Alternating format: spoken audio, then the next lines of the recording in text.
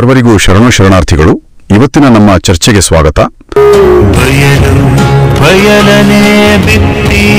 ಮತ್ತೆ ಇನ್ನೊಂದು ಮುಖ್ಯ ವಿಷಯ ಅಂದ್ರೆ ಈ ಚಾನೆಲ್ನ ಹಿಂದೆ ಯಾರೋ ಇದ್ದಾರೆ, ಸುಮ್ನೆ ಶುರು ಮಾಡಿದ್ದಲ್ಲ. ಓ ಹೌದಾ? ಹೌದು.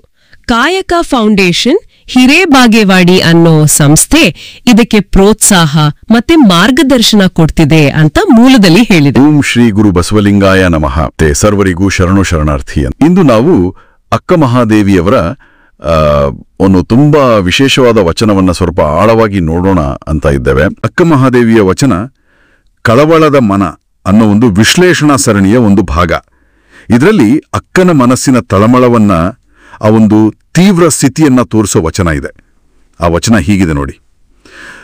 ಕಳವಳದ ಮನ ತಲೆ ಕೆಳಗಾದುದವ್ವ, ಸುಳಿದು ಬೀಸುವ ಗಾಳಿ ಉರಿಯಾದುದವ್ವ, ಬೆಳುದಿಂಗಳು ಬಿಸಿಯಾಯಿತು ಕೆಳದಿ, ಹೊಳಲ ಸುಂಕಿಗನಂತೆ ತೊಳಲುತ್ತಿದ್ದನವ್ವ, ತಿಳುಹ ಬುದ್ಧಿಯ ಹೇಳಿ ಕರೆತಾರಲಗವ್ವ, ಚನ್ನಮಲ್ಲಿಕಾರ್ಜುನಂಗೆ ಎರಡರ ಮುನಿಸವ್ವ.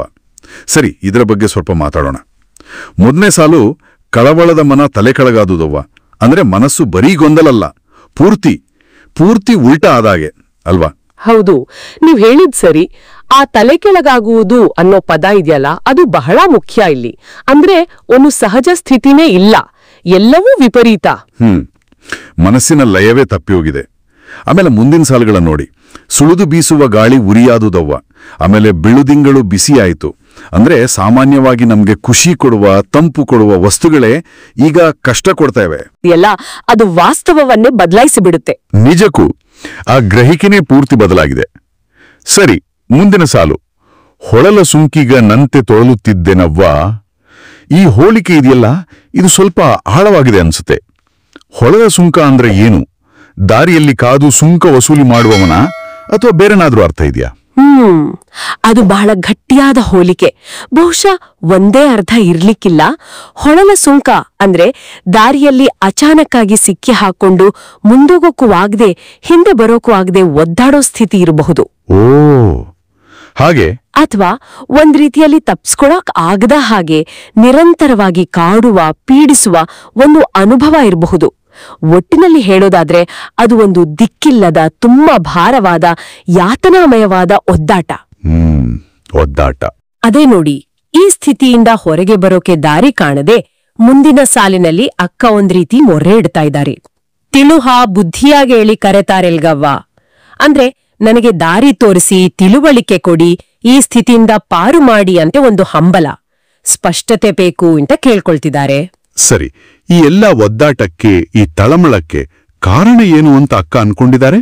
ಕೊನೆಯ ಸಾಲು ಚನ್ನಮಲ್ಲಿಕಾರ್ಜುನಂಗೆ ಎರಡರ ಮುನಿಸವ್ವ, ಇದು ತುಂಬಾ ಮುಖ್ಯ ಅಲ್ವಾ? ಖಂಡಿತ, ಈ ವಚನದ ತಿರುಳೇ ಅದು. ಇಲ್ಲಿ ಅಕ್ಕನಿಗೆ ಗೊತ್ತಿದೆ ತನ್ನೆಲ್ಲ ಕಷ್ಟದ ಮೂಲ ಎಲ್ಲಿದೆ ಅಂತ. ಅದು ತನ್ನ ದೇವರು ಚನ್ನಮಲ್ಲಿಕಾರ್ಜುನ ಅಂದ್ರೆ ಶಿವನ ಮುನಿಸು ಅಂದ್ರೆ ಕೋಪನ ಅಥವಾ ಬೇರೆನಾದ್ರೂ? ಕೋಪ ಅನ್ನೋದಕ್ಕಿಂತ ಬಹುಶಃ ಒಂದು ಬೇರ್ಪಡುವಿಕೆ, ಒಂದು ಅಂತರದ ನೋವಿರಬಹುದು. ಆ ದೈವದಿಂದ ತಾನು ದೂರ ಆಗಿದ್ದೇನೆ ಅನ್ನೋ ಭಾವನೆ, ಅದೇ ಈ ಎಲ್ಲಾ ತಳಮಳಕ್ಕೆ ಕಾರಣ ಅಂತ ಅಕ್ಕ ಅನ್ಕೋತಾರೆ. ಆ ಎರಡರ ಮುನಿಸು ಅಂದ್ರೆ? ಎರಡು ಅನ್ನೋದು ಬಹುಶಃ ತಾನು, ಜೀವಾತ್ಮ ಮತ್ತು ದೇವರು ಪರಮಾತ್ಮ ಇವರಿಬ್ಬರ ನಡುವಿನ ಅಂತರವನ್ನ ಹೇಳ್ತಾ ಇರಬಹುದು. ಅಥವಾ ಈ ಲೋಕ ಲೌಕಿಕ ಮತ್ತು ಆ ಪರಲೋಕ ಅಲೌಕಿಕ ಇದರ ನಡುವಿನ ಸಂಘರ್ಷ ಇರಬಹುದು. ಅಥವಾ ತನ್ನೊಳಗೆ ಇರುವ ದ್ವಂದ್ವ ಸ್ಥಿತಿ ಇರಬಹುದು. ಒಟ್ನಲ್ಲಿ ಆ ಪ್ರತ್ಯೇಕತೆ ನೋವೇ ಅಕ್ಕನಿಗೆ ಸಹಜವಾದ ಅನುಭವಗಳನ್ನ ಕೂಡ, ಅಂದ್ರೆ ಗಾಳಿಯನ್ನ ಉರಿಯಾಗಿ, ಬೆಳದಿಂಗಳನ್ನ ಬಿಸಿಯಾಗಿ ಅನುಭವಿಸುವಂತೆ ಮಾಡ್ತಾ ಇದೆ. ಓಹೋ, ಹಾಗಾದರೆ ಒಟ್ಟಾರೆಯಾಗಿ ಈ ವಚನವನ್ನ ನೋಡಿದ್ರೆ ಇದು ಕೇವಲ ದುಃಖ ಅಷ್ಟೇ ಅಲ್ಲ, ಇದೊಂದು ತೀವ್ರವಾದ ಮಾನಸಿಕ ಮತ್ತು ಆಧ್ಯಾತ್ಮಿಕ ಸಂಕಟ, ನಮ್ಮ ಗ್ರಹಿಕೆಯೇ ಪೂರ್ತಿ ತಲೆಕೆಳಗಾಗುವ ಸ್ಥಿತಿ, ಆಮೇಲೆ ಒಂದು ಅಸಹಾಯಕತೆ. ಹೌದು. ಮತ್ತು ಕೊನೆಗೆ ತನ್ನ ಪ್ರೀತಿಯ ಚನ್ನಮಲ್ಲಿಕಾರ್ಜುನನ ಜೊತೆ ಮತ್ತೆ ಒಂದಾಗ್ಬೇಕು ಅನ್ನೋ ಒಂದು ಬಹಳ ಅರ್ಥವಾದ ಕೂಗು ಅಲ್ಲ? ಹೌದು, ನೀವ್ ಹೇಳಿದ್ದು ತುಂಬಾ ಸರಿ. ಈ ವಚನದ ಶಕ್ತಿ ಇರೋದೇ ಅಲ್ಲಿ. ಅಕ್ಕ ಮಹಾದೇವಿಯವರ ಮಾತುಗಳು, ಅವರ ಆ ಅನುಭವ ಇದೆಯಲ್ಲ, ಅದು ಶತಮಾನಗಳನ್ನ ದಾಟಿ ಇವತ್ತಿಗೂ ನಮ್ಗೆಲ್ಲರಿಗೂ ಹತ್ರ ಅನ್ಸುತ್ತೆ. ಯಾಕಂದ್ರೆ ಈ ಆಂತರಿಕ ಸಂಘರ್ಷ ಯಾವುದೋ ಒಂದು ಮುಖ್ಯವಾದ ವಿಷಯದಿಂದ ಅಥವಾ ವ್ಯಕ್ತಿಯಿಂದ ದೂರ ಆದಾಗ ಆಗುವ ನೋವು, ಆಮೇಲೆ ಮತ್ತೆ ಶಾಂತಿ, ಸಮಾಧಾನ ಅಥವಾ ಒಂದಾಗುವಿಕೆಗಾಗಿ ಹಂಬಲಿಸೋದು, ಇದು ಎಲ್ಲರ ಅನುಭವ ಅಲ್ವಾ? ಅದು ದೇವರ ಜೊತೆ ಒಂದಾಗೋದಾಗಿರ್ಬೋದು ಅಥವಾ ನಮ್ಮ ಜೀವನದಲ್ಲಿ ನೆಮ್ಮದಿ ಹುಡುಕೋದಾಗಿರ್ಬೋದು. ಹೌದು, ನಿಜ. ಇಲ್ಲಿ ಒಂದು ಕೊನೆಯ ಯೋಚನೆಯನ್ನ ಬಿಟ್ಟು ಹೋಗೋಣವೇ? ನಮ್ಮ ಇಂದ್ರಿಯಗಳ ಅನುಭವವೇ, ಅಂದ್ರೆ ನಾವು ಜಗತ್ತನ್ನ ನೋಡೋ ರೀತಿಯೇ ಈ ರೀತಿ ಪೂರ್ತಿಯಾಗಿ ತಲೆಕೆಳಗಾಗುವುದು ಆಧ್ಯಾತ್ಮಿಕ ಹಂಬಲದ ತೀವ್ರತೆಯನ್ನ ಹೇಗೆ ತೋರಿಸುತ್ತೆ? ಅಥವಾ ಇದು ಮನಸ್ಸಿನ ತೀವ್ರವಾದ ನೋವಿನ ಒಂದು ಸ್ವರೂಪದ ಬಗ್ಗೆ ಏನಾದ್ರೂ ಹೇಳ್ತಿದ್ಯಾ? ಇದು ನಿಜಕ್ಕೂ ಆಲೋಚಿಸಬೇಕಾದ ವಿಷಯ. ಈ ಪ್ರಶ್ನೆಯೊಂದಿಗೆ ಇವತ್ತಿನ ನಮ್ಮ ಈ ಚರ್ಚೆಯನ್ನು ಮುಗಿಸೋಣ.